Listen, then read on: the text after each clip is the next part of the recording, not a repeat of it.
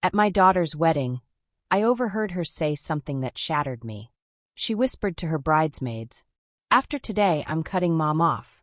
She's suffocating, and I only invited her because she's paying for everything." I froze in my wheelchair. Then I rolled over, kissed her cheek, smiled, and whispered, "I understand." Within 5 minutes, the wedding turned to chaos, and my next move made the entire groom's family gasp. "I'm so glad you're here. Stay with me until the end, and comment the city you're watching from. I love seeing how far my story has reached. My name is Sarah. I'm 71 years old, a widow, and, until that moment, I thought my daughter Emma was my entire world.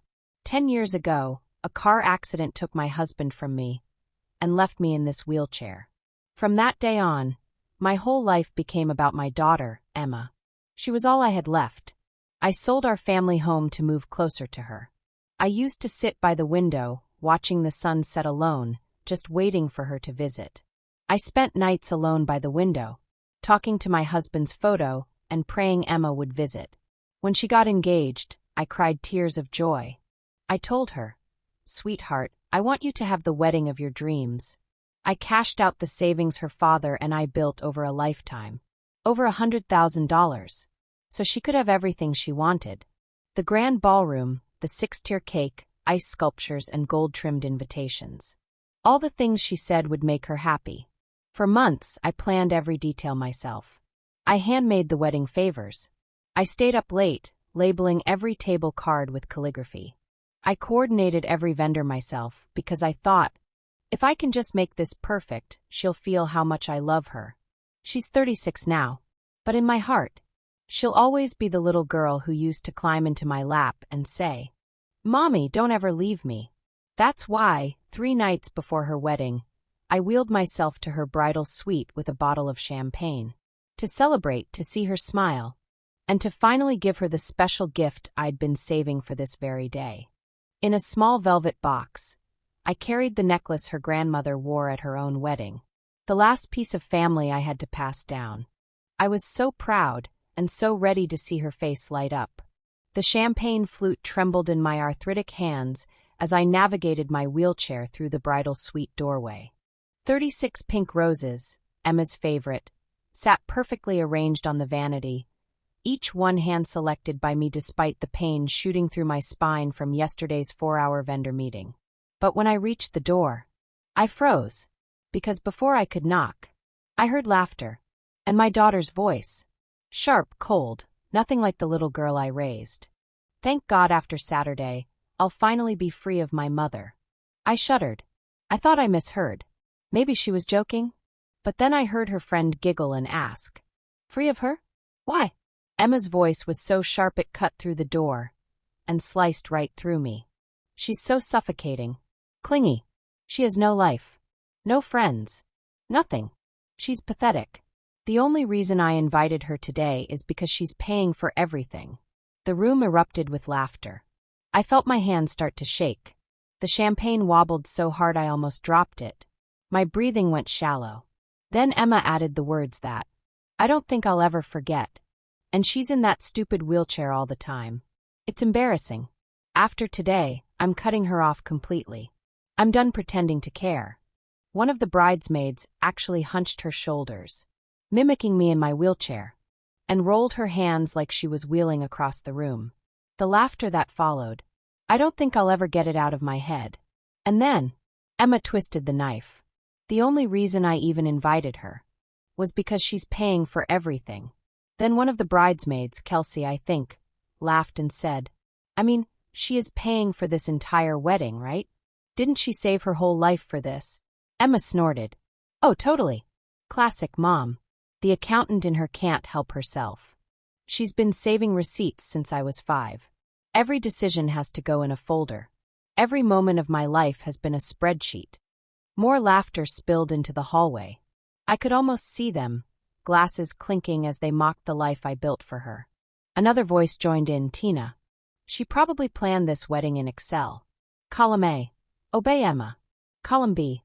Pay for Emma." The laughter grew louder. Then Emma said the words that made my stomach twist.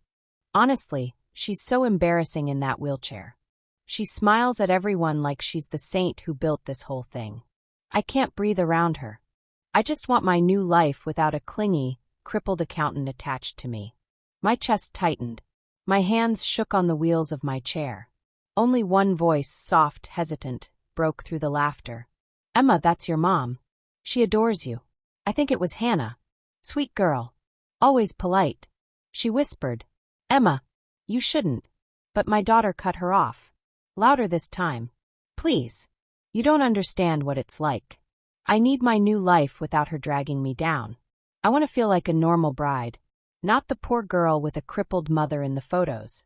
No more guilt trips. In that moment, I felt like the air left my lungs. Like I was watching the last piece of my heart crumble into dust. My throat tightened. I couldn't move. My eyes blurred with tears until all I could see was the velvet box in my lap. The necklace inside, the last piece of family I had to give her, suddenly felt like a cruel joke. I thought of her father. How proud he would have been to see this day. I thought of the 10 years I'd spent, saving, waiting, pouring every piece of love I had into my daughter. And in that moment, it hit me harder than the car that took my husband. My daughter was ashamed of me. Ashamed of her own mother. She didn't love me. Not anymore. Maybe she never really did. I don't know what came over me. Maybe I wanted to believe it was all a mistake. Maybe I just wanted my daughter to look me in the eyes and say she didn't mean it. I rolled forward, and the room went silent. Emma froze, her champagne glass halfway to her lips. Emma, I whispered, my voice shaking. Did I hear that right? For a moment, I thought I saw guilt flicker in her eyes. But then she shrugged and said, Yeah, Mom. You heard right. My chest tightened.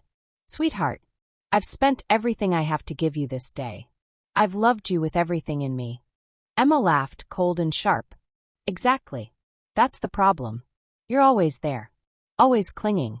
I can't breathe with you around. One of the bridesmaids tensed, but the others giggled behind their flutes. I felt my stomach twist. Emma, I thought this were the happiest days of our lives. It is for me, she said, her voice like ice. For you? Saturday is the day I finally start my life without you dragging me down. I couldn't speak. Her words hit harder than any car crash. I just smiled, rolled closer, and kissed her cheek. I understand, I whispered. She smirked and turned back to her friends, as if I had been dismissed from my own daughter's life. And I rolled away, silent, feeling like my heart had been carved out and left on that hotel carpet. I don't remember how I got back to my hotel room that night. I just remember the sound of their laughter echoing in my ears, and the cold, hollow pit in my chest. I rolled away from that room, and every turn of my wheels felt heavier than the last. My chest burned. My hands shook so badly, I almost couldn't press the elevator button. By the time I reached my hotel room, I felt empty, like a ghost drifting in a world that didn't want me. I set the velvet box on the nightstand and stared at it for hours. The necklace inside was meant to be my gift of love. Now it felt like a chain I'd been dragging for years. As I sat there, I thought about all the little moments that led to this. The signs I'd ignored because I wanted so badly to believe my daughter still loved me. Every moment from the last year came flooding back. Every little humiliation I'd swallowed. There was the time last month at the dress fitting. I'd been so excited to see Emma in her gown. I wheeled up behind her and said, Sweetheart, you look like a princess. She didn't smile. She didn't hug me. She just sighed and said to the seamstress, Can we ask my mom to wait outside? I don't want her in the photos like this. Like this. Like I was something to hide. And the rehearsal dinner 2 nights ago. I'd chosen a soft lilac dress, soft and simple, hoping to blend in. I thought I looked nice. And I tried to take a photo with her and the groom's family. But Emma leaned in and whispered, Mom, can you just sit over there at the end? Just loud enough for her bridesmaids, the groom's sister and mother to hear. I don't want people feeling sorry for me in the pictures. Her future mother-in-law smiled politely and gave me a pitying look. I laughed it off, pretended it didn't hurt, because that's what I always did. But inside, I felt my heart crack a little more. After the rehearsal dinner, Emma posted a selfie with her future in-laws. The caption read, "The family that matters." I wasn't in the photo. I wasn't even tagged. I swallowed the pain and told myself, she's just stressed. Weddings are hard. She loves me. But after what I heard outside that bridal suite, I couldn't lie to myself anymore. She didn't love me. She was ashamed of me. I was nothing more than a bank account with wheels. Every memory that once felt warm, now cut like glass. I thought of my husband, how he used to say, "Sarah, you have the biggest heart of anyone I know." How he would have wrapped his arms around me and said, "Sarah, you deserve better than this." I realized I had spent the last 10 years buying a love that didn't exist. I thought about all the times I'd saved her. When she turned 30, she called me sobbing because her credit card was maxed out. $30,000 in debt. I paid it off quietly, even though it meant postponing the new wheelchair I desperately needed. I remember joking, "Sweetheart, how did you manage $1,000 for every year you've been alive?" She just laughed and said she deserved a lavish 30th birthday party. A party she threw for herself. I wasn't invited. She said it was strictly for her friends. No older people allowed. So while she toasted champagne in a ballroom I never saw, I was home, balancing her bills, telling myself this was what love looked like. Then there was Christmas that year. I'd spent weeks shopping for Emma, finding the perfect designer purse she'd mentioned wanting. $800. I wrapped it beautifully, even paid extra for the fancy ribbon. When Christmas morning came, Emma handed me a small gift bag. Inside was a generic World's Best Mom mug from the drugstore down the street.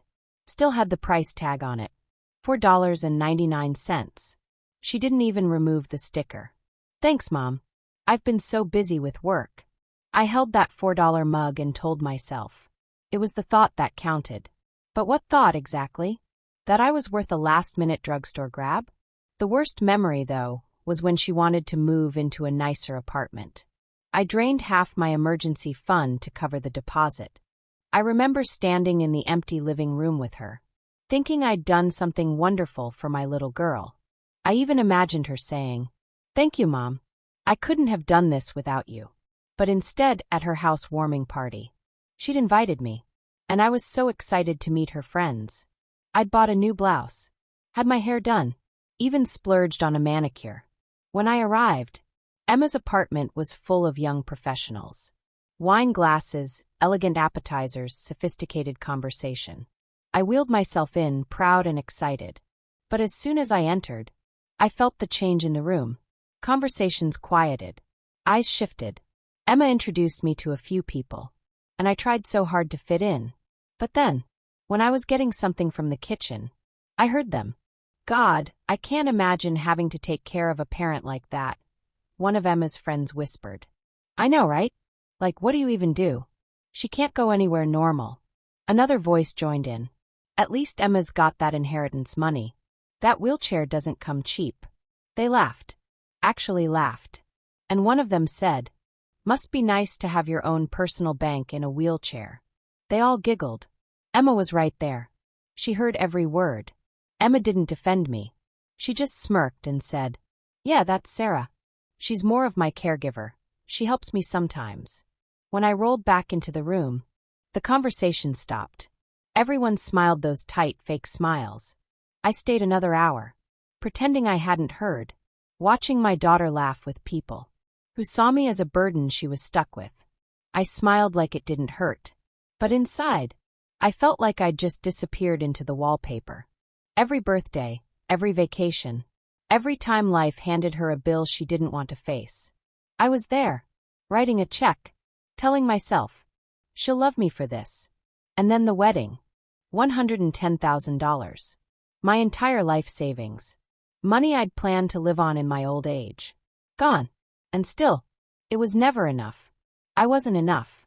I had spent 10 years pouring my heart into a daughter who only saw me as a burden, a problem, a wallet with wheels, the embarrassing obligation she had to manage. All these memories hit me at once as I sat in that hotel room. And in that moment, something inside me broke. Somewhere between the sobs, I stopped crying. I sat up straighter in my chair. The hotel air felt cold. But inside me, a new heat was rising. My hands finally went still. I had given Emma my heart, my time, my health. And now, every penny I had. Still, it was never enough. I sat there in the dim hotel room, the champagne bottle sweating on the nightstand, staring at the necklace in my lap. My chest felt hollow. I could almost hear my husband's voice. "Sarah, how much more of yourself will you give before there's nothing left?" A tear slid down my cheek. I whispered into the empty room. "She doesn't want me, she only wants what I can give." And then, a thought crept in. Cold, steady, sharp as glass. If she wanted me gone so badly, if she wanted a life without me, after taking my money and my love, then maybe it was time to grant her her wedding wish. A voice in my head whispered, "If she wants you gone, give her exactly what she asked for." For the first time in my life, I felt a strange, still clarity. No shaking hands, no racing heart, just resolve. I may be in a wheelchair, but I am not helpless. Every contract, every deposit, every signature for this wedding was in my name. The ballroom, the catering, the flowers, the photographer, the cake. All of it existed because of me, because of the woman she was so ashamed of. It was 3 days before the wedding, just enough time to unravel everything I had built. So I reached for my phone, and I started making calls. The first number on my list was the florist, Margaret from Blooming Dreams.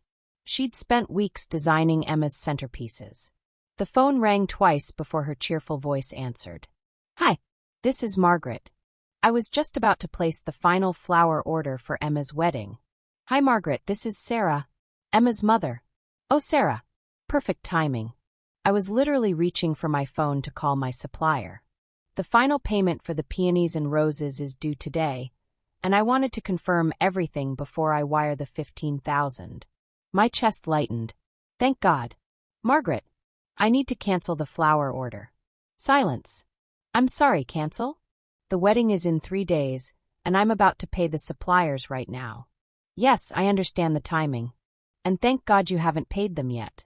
"Thank God." "Sarah, honey, are you sure?" I literally have my finger hovering over the payment button. "Once I send this money, the flowers will be cut and shipped tomorrow morning." I could hear papers rustling in the background, the sound of someone frantically checking order lists. "Don't send that payment, Margaret." But Sarah, I've designed everything. The centerpieces, the bridal bouquet, the altar arrangements. I've spent weeks on this." "I'm sure you have, and I'm sorry for your time. I'm very happy to lose any deposits for this."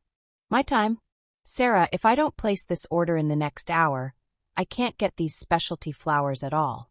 The Oregon Peony Farm closes their orders at noon." I felt a strange sense of relief. "Then I suppose there won't be any peonies." "Sarah, please. Can we talk about this? Maybe there's been a misunderstanding." "There's no misunderstanding. The bride no longer requires my services or my payment." I closed my eyes. For a moment, I almost wavered. But then I remembered Emma's voice. "She's just a wallet with wheels." "I'm sorry, Margaret. Everything needs to be cancelled." The line went quiet except for Margaret's shaky breathing. I don't understand. What do I tell my suppliers? They're expecting my order." "Tell them you changed your mind." "Change my mind? Sarah, what happened?" "What happened is I finally woke up." I hung up before she could say another word. Next, I dialed the caterer. Antonio's Kitchen had planned Emma's dream menu for months. "Antonio's, this is Carlos speaking." "Carlos, this is Sarah, Emma Davis's mother. I need to cancel the catering order for Saturday's wedding." "Cancel?" "Mrs. Sarah, the wedding is in 3 days. I'm literally sitting here with purchase orders ready to send to my suppliers." "Thank God. That's perfect timing then, Carlos." "Perfect timing?" "Mrs. Sarah, I have orders ready for the Maine lobster delivery, the organic beef, the specialty vegetables. This is for 200 guests. I was about to send $17,000 in orders."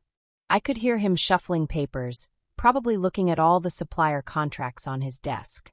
"Don't send those orders, Carlos. Don't send them?" "But Mrs. Sarah, wait." His voice changed, became gentler. "You sound upset. What's going on?"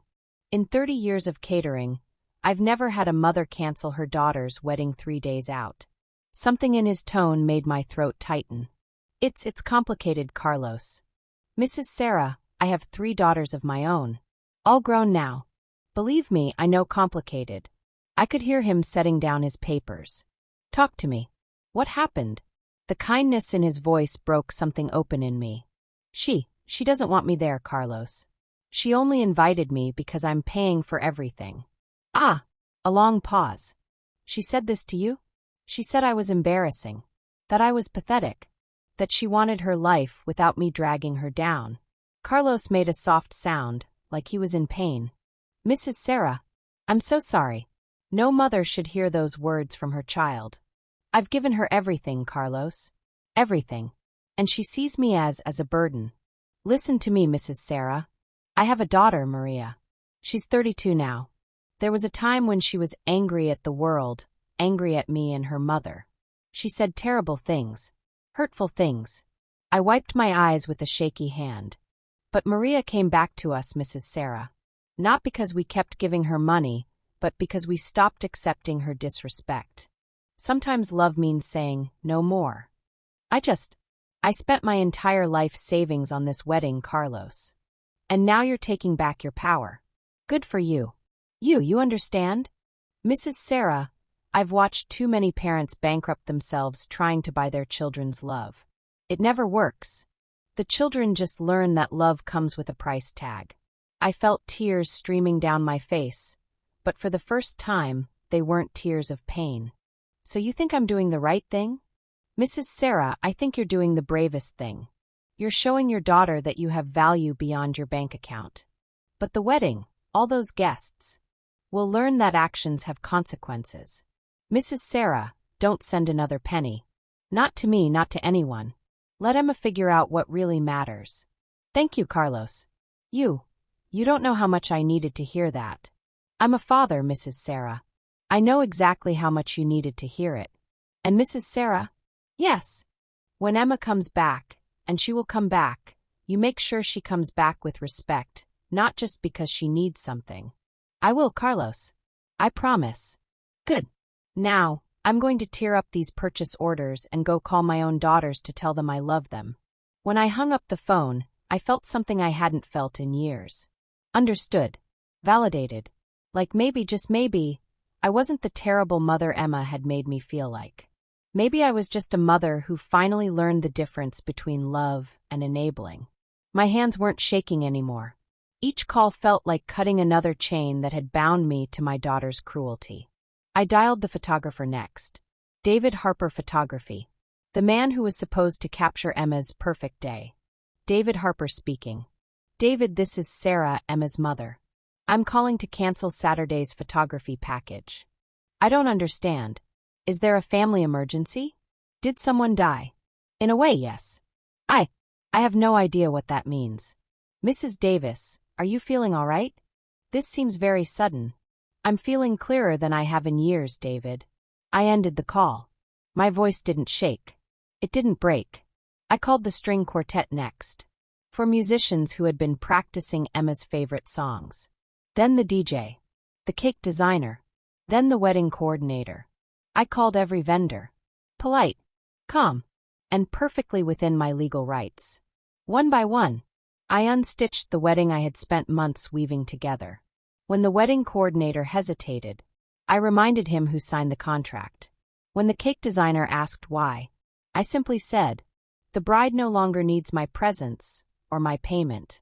Every call felt like I was peeling my love off, piece by painful piece, until nothing of me was left in that ballroom. For once in my life, my timing was perfect.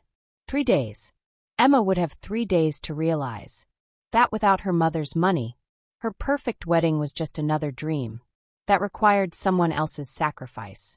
And I was done sacrificing for someone who saw me as nothing more than a wallet with wheels. By the time the sun rose, I had made my choice. It was time to start living for me.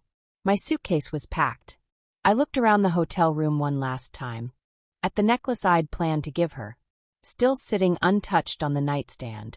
Then I whispered to my husband's photo on my phone. It's done. I've given her exactly what she wanted.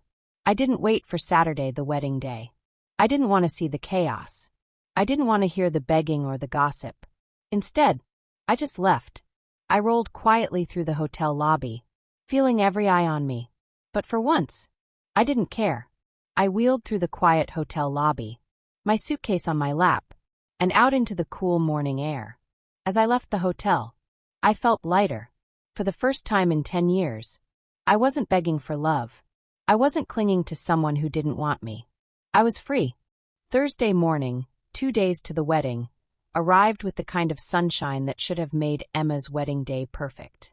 I was sitting in my hotel room at another venue, sipping coffee and watching the news, when my phone started ringing. Emma's name flashed on the screen. I let it go to voicemail.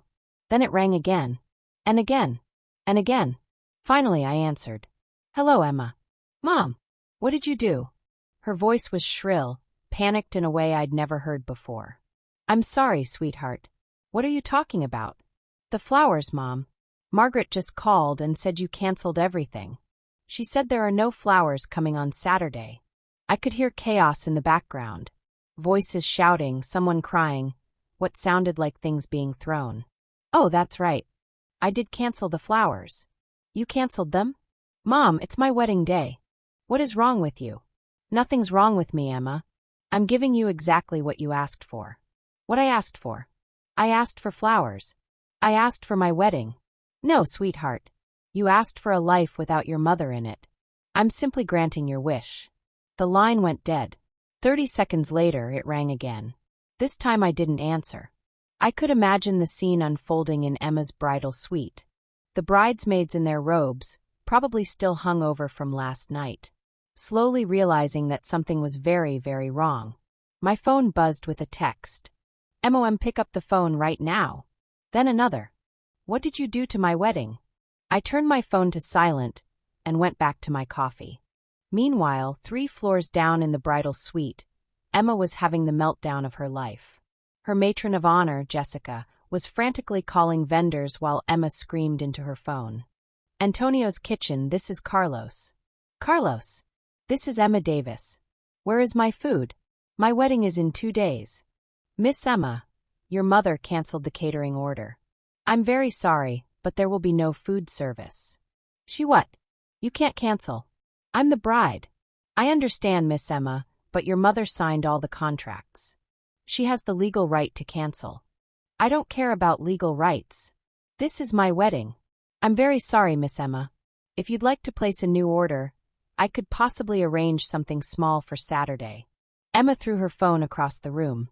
It shattered against the wall. Jessica handed Emma her phone. "Try the photographer."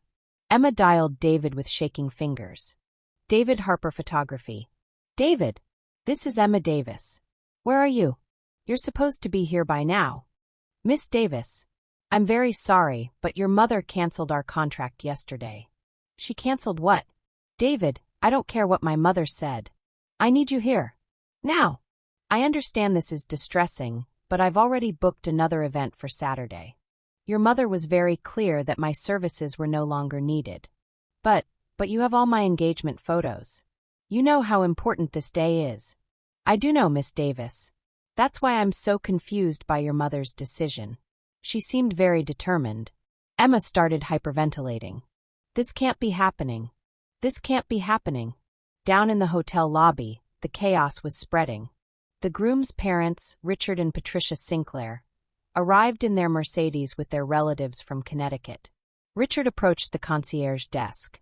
"Excuse me, we're here for the Davis-Sinclair wedding. Could you direct us to the ballroom?" The young concierge checked his computer, frowning. "I'm sorry, sir, but I don't see any event scheduled in our ballroom for Saturday." "That's impossible. The wedding is here. We received the invitation months ago. Let me check with my manager." The manager appeared, looking confused. "Mr. Sinclair?" "Yes, there was a ballroom reservation, but it was canceled yesterday." Patricia Sinclair, draped in pearls and judgment, gasped. "Canceled? By whom?" "By the person who booked it, ma'am. Mrs. Sarah Davis." Richard's face turned red. "Get me Sarah Davis on the phone. Now." "I'm sorry, sir, but hotel policy doesn't allow us to." "I don't care about hotel policy. My family flew here from Connecticut. We have 30 relatives expecting a wedding. Back in the bridal suite, Emma was now surrounded by 8 bridesmaids, all frantically making phone calls. Harmony Strings, this is Jennifer. Jennifer, this is Kelsey, Emma's bridesmaid. Where is the string quartet? You're supposed to be setting up. I'm sorry, but Mrs. Davis canceled our performance. She what? Can't you just come anyway? We'll pay you. I'm afraid we've already committed to another event. Mrs. Davis released us from the contract. Kelsey hung up and turned to Emma, who was sitting on the floor in her underwear, sobbing. Emma, the musicians are gone too. Another bridesmaid, Tina, was on the phone with the wedding coordinator. Patricia, this is Tina, Emma's friend. What is going on? I've been trying to reach Emma all morning. Her mother canceled everything. The flowers, the food, the music, the photography, everything. Can't we just book new vendors? For a Saturday afternoon in wedding season, everything good was booked months ago. Emma looked up from the floor, mascara streaming down her face. Call my mother. Someone call my mother right now. Hannah, the only bridesmaid who had tried to defend me the night before, hesitantly spoke up. Emma, maybe we should think about why she did this. Why she did this? She's crazy. She's a bitter old woman who can't stand to see me happy. But Emma, the things you said last night. I don't want to hear it, Hannah. Not today. Meanwhile, in the hotel's grand ballroom, the venue staff was dealing with their own confusion. The front desk was becoming a war zone. Richard Sinclair was now shouting at the manager while his wife called their relatives to warn them not to come. This is absolutely unacceptable. Do you have any idea who I am? I'm the senior partner at Sinclair, Whitman and Associates. Sir, I understand your frustration, but we can't force a customer to hold an event they've canceled. Then get me Sarah Davis. Get her down here right now. The groom, Michael, finally arrived with his groomsmen. He looked around the empty lobby, confused.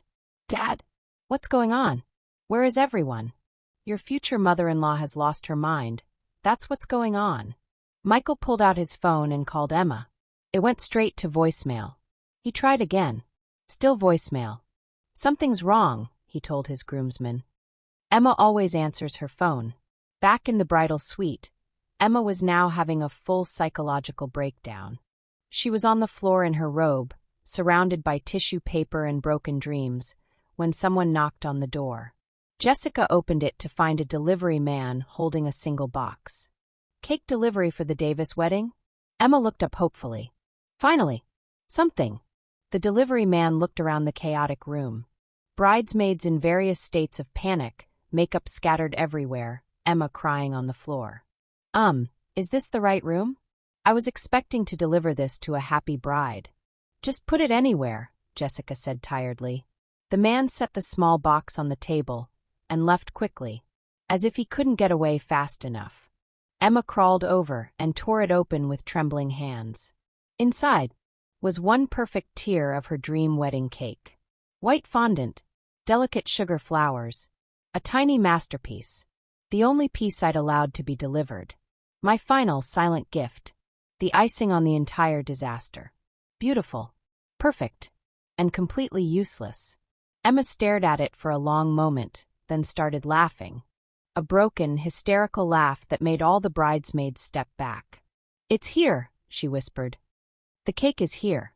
Then she picked up a handful of the tier and threw it at the mirror.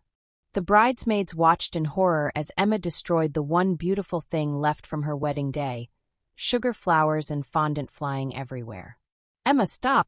Hannah tried to grab her hands. No! Don't you see? This is all I have left. One stupid cake and no wedding. She collapsed back onto the floor, covered in frosting and tears. My mother destroyed my life, she sobbed. She destroyed everything. You said you wanted her gone after you got her money to pay for the wedding. What if she decided to leave early? Hannah asked one final time. Emma shrieked. She ruined my life. What if she just stopped buying it? Hannah replied. Outside the bridal suite, hotel guests were beginning to gather in the hallway, drawn by the sounds of screaming and crashing. The hotel manager was now fielding calls from confused wedding guests who had arrived at an empty venue. And somewhere 3 floors above at another hotel building, I was packing my suitcase, finally ready to start the rest of my life. The chaos Emma had created with her cruelty was now hers to clean up. Just like I had been cleaning up Emma's messes for the past 10 years. But not anymore. Saturday finally came. 3 hours after the wedding that wasn't. The story had already spread beyond the hotel walls. Social media was ablaze. A guest who'd driven 4 hours from San Francisco posted on Facebook. Just arrived at what was supposed to be Emma Davis's wedding. The venue is completely empty. No flowers, no food, no music. Bride is apparently having a breakdown in her suite. Anyone know what happened? #wedding disaster #empty venue. The post had 847 comments within an hour. Michael's cousin tweeted, "When you fly across the country for a wedding and there's literally nothing there. Not even a DJ. The groom's family is furious. Someone said the mother of the bride canceled everything? #wedding fail #Davis Sinclair." That tweet was reposted 3,200 times. A hotel guest posted an Instagram story. A video of Emma sobbing on the floor, covered in cake frosting with the caption, "When your wedding implodes and your mom ghosts you. Prayers for this lady broken heart #bridezilla #family drama." The comments were ruthless. What did she do to her mom though? There's definitely more to this story. Imagine your own mother canceling your wedding. The mom must have been done. Within hours, #Davis wedding disaster was trending in 3 states. But 30 miles away, in a quiet hotel room overlooking the airport, I was methodically folding the last of my clothes into the suitcase that would carry me toward my new life. My phone had been buzzing nonstop. Text after text. Call after call. I'd turned it to silent days ago. The peace was extraordinary. For the first time in 10 years. I wasn't rushing to fix someone else's crisis. I wasn't scrambling to write a check. Or swallow my pride. Or pretend that being treated like garbage was somehow my fault. I was just packing. Slowly. Deliberately. Like I had all the time in the world. Because for the first time in a decade, I did. I held up the soft blue dress I'd planned to wear. To Emma's wedding. The one she'd told me made me look too formal. For her luxurious, regal event. The one I'd spent $1,200 on. Because I wanted to look nice. For her friends and in-laws. I folded it carefully. And placed it in my suitcase. In 5 hours, I'd be wearing it on a plane to Lucerne, the most beautiful city in Switzerland, and one of the most beautiful places to visit in all of Europe. The European cruise I'd been dreaming about for 15 years was finally happening. The one I'd postponed when Emma started college. Then postponed again when she needed help with rent. Then canceled completely when she maxed out her credit cards. But not anymore. With the money I'd saved by canceling the wedding, I'd booked a 2-week Mediterranean trip.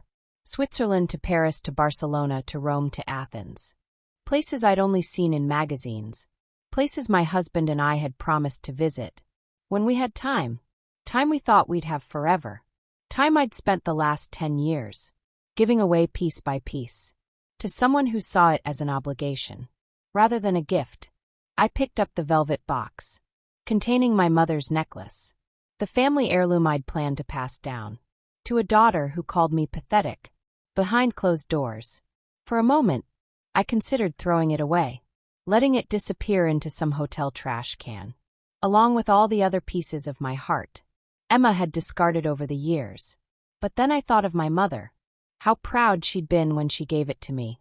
On my own wedding day. How she'd said, "This necklace has seen 4 generations of love, Sarah. Real love. The kind that lifts people up. Instead of tearing them down, I clasped it around my own neck. Let Emma have her empty ballroom. And her designer wedding dress. And her social media disaster. I would wear my mother's necklace. To dinner in Lucerne. And remember what real love felt like. My laptop was open on the desk. Showing my boarding pass. Flight 447 to Lucerne. Departure, 7:30 p.m. Seat 12A. Window seat. I'd specifically requested a window. So I could watch California disappear. Beneath the clouds. The same state where I'd spent 10 years. Making myself smaller and smaller. trying to fit into a daughter's life that had no room for me anyway. I closed the laptop and zipped it into my carry-on. My phone buzzed again. A notification from Facebook. Probably someone tagging me in the endless speculation about what had happened to Emma's wedding. I didn't look. Instead, I opened the hotel room safe and pulled out my passport, the same passport I'd gotten 5 years ago for a mother-daughter trip to Italy that Emma had canceled 2 weeks before departure because she couldn't take time off work that I later discovered was actually a spa weekend in Napa with her friends, paid for, of course, with money I'd given her for emergency car repairs. I ran my finger over the pristine pages. No stamps, no memories, just possibility. In 15 hours, this passport would have its first stamp. Lucerne, Switzerland. The beginning of everything I'd been too afraid to do alone. I wasn't afraid anymore.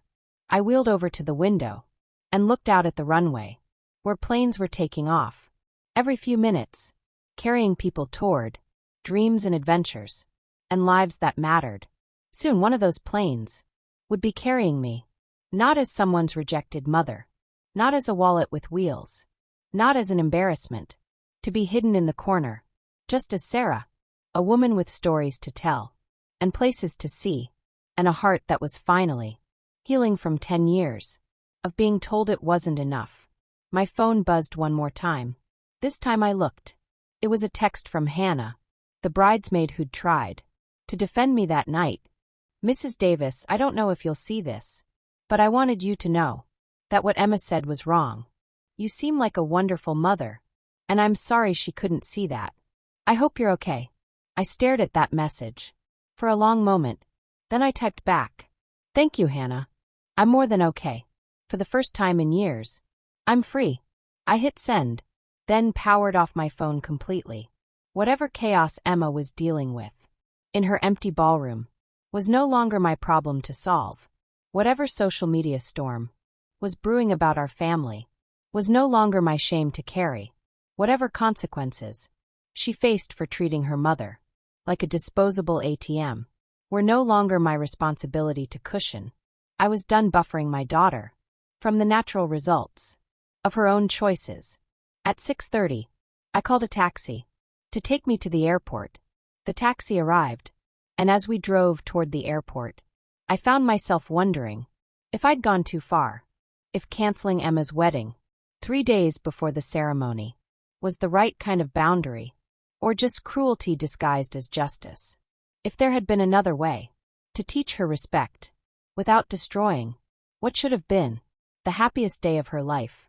But then I remembered her friends laughing as one of them mocked my wheelchair.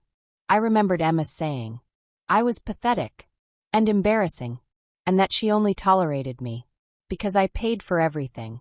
I remembered 10 years of pouring my heart into someone who saw it as nothing more than an inconvenient obligation, and I realized that maybe I had been cruel, but sometimes cruelty and justice look exactly the same from the outside. The difference is in what you're trying to protect. Emma's wedding would have been one more day of me being invisible while she celebrated a life I'd funded but wasn't welcome to share. Now instead, she had a chance to build something real, something that came from her own effort, rather than her mother's sacrifice. It might take her years to understand the gift I'd given her, or she might never understand it at all. But either way, I was finally free to find out who I was when no one needed anything from me. I'd spent weeks researching accessible travel options and found services that promised full wheelchair accessibility and support, something I'd never dared to dream possible. Disabled travel is absolutely achievable and rewarding. The plane was waiting. Lucerne was waiting. The rest of my life was waiting. And for the first time in 10 years, I was ready. 3 months later, I was sitting on the terrace of a small cafe, overlooking Lake Lucerne, watching the Swiss Alps reflect in the crystal-clear water. The mountain air was crisp, and for the first time in years, I felt truly at peace. My phone had been switched off since the day I left California, Not just silent, completely off. The silence had become my sanctuary. The European cruise had turned into something I never expected, a complete rebirth. In Lucerne, I'd met Eleanor, a 68-year-old widow from London, who'd spent 2 years traveling alone after her husband passed. The first trip is terrifying, she told me, over coffee on our second day. But then you realize you've been carrying other people's expectations for so long, you forgot what your own dreams looked like. Eleanor introduced me to Margaret, a 74-year-old former teacher from Australia, who'd bought a small apartment in Barcelona after her children stopped visiting. They called me selfish, Margaret laughed, stirring sugar into her espresso. Selfish for wanting to see flamenco dancers, instead of babysitting grandchildren, who barely knew my name. And then there was Rosa, a quiet 70-year-old from Italy, who'd learned to paint watercolors after her son told her she was too old to start new hobbies. Her paintings now hung in a small gallery in Rome. These women, they understood something I was just learning, that loving someone doesn't mean disappearing for them, that being a good mother doesn't require being an invisible mother, that sacrifice and self-destruction are not the same thing. For the first time in decades, I bought myself something beautiful, just because I wanted it, a delicate silver bracelet, from a tiny shop in Venice, engraved with a simple phrase, La vita è bella, life is beautiful. I wore it every day, a reminder that my life, my actual life, not the one I'd built around someone else's needs, was worth celebrating. In Paris, I took a cooking class and learned to make perfect French pastries. In Barcelona, I sat in small tapas bars and practiced my Spanish with patient waiters who didn't see my wheelchair first. They saw Sarah, a woman traveling alone, living fully, laughing at her own terrible pronunciation, and ordering another glass of wine, because she could. For the first time in my adult life, I wasn't calculating the cost of everything I wanted against what someone else needed. I wasn't checking my phone for crises to solve or emergencies to fund. I was just living. My phone remained off. Sometimes I'd hold it, wondering if Emma had tried to call, wondering if she'd realized what she'd lost when she dismissed her mother, like an inconvenient employee. But I never turned it on. Late at night in hotel rooms across Europe, I'd wonder if I'd been too harsh, if there had been another way to teach Emma respect without destroying her wedding day, if love should have meant enduring anything, forgiving everything, no matter how much it cost me. But then I'd remember Emma calling me pathetic and embarrassing, and saying she only tolerated me because I paid for everything. And I'd remember that sometimes the most loving thing you can do is refuse to participate in your own destruction. After 6 weeks of travel, I had settled in a small village outside Lucerne for the rest of my stay. The pension was run by a warm Swiss couple, Hans and Greta, who treated me like family, without expecting anything in return. Every morning, Greta would bring me coffee and ask about my plans for the day, not because she needed something from me, but because she genuinely cared about my happiness. You smile more each week, she told me, one morning in her careful English. When you arrived, your eyes were so sad. Now they are alive again. She was right. For the first time in years, I was genuinely smiling, not the forced, painful smile I'd worn while swallowing insults, but real joy, the joy of being enough, just as I was, for the people who chose to spend time with me. You can imagine my surprise when 2 months into my Swiss stay, Hans approached me with an envelope that had arrived in the morning mail. From America, he said gently. The return address, it says Davis. My hands trembled slightly as I took the envelope. Emma's handwriting, neat, careful letters that I recognized from years of addressing her birthday cards. I carried the letter to my room and set it on the nightstand for 3 days before I found the courage to open it. When I finally did, her words broke my heart in an entirely different way. Mom, I don't know if you'll ever read this. I don't even know if this address will reach you. Hannah gave me the pension information From when you helped with her travel insurance. Claim 2 years ago. I've been trying to write this letter. For 2 months. I've thrown away dozens of drafts. Because nothing feels big enough. To say how sorry I am. The wedding never happened. I think you knew that. By the time I realized what you'd done. What I'd driven you to do. It was too late to fix anything. Michael's family was furious. The Sinclairs withdrew their offer to help us with the down payment on a house. Michael and I were not together anymore. He said he couldn't trust someone who treated their own mother the way I treated you. I've had to learn to take care of my life. I'm working 2 jobs now and living in a studio apartment across town. But Mom, none of that matters compared to what I did to you. I've had 5 months to think about everything I said, everything I did, all the ways I treated you, like you were nothing more than a bank account. I remembered things I'd tried to forget, like the Christmas when you gave me that beautiful designer purse, and I gave you a drugstore mug with the price tag still on it. I remembered telling my friends you were more like a caregiver than a mother. I remembered moving you to the corner of photos because I was embarrassed by your wheelchair.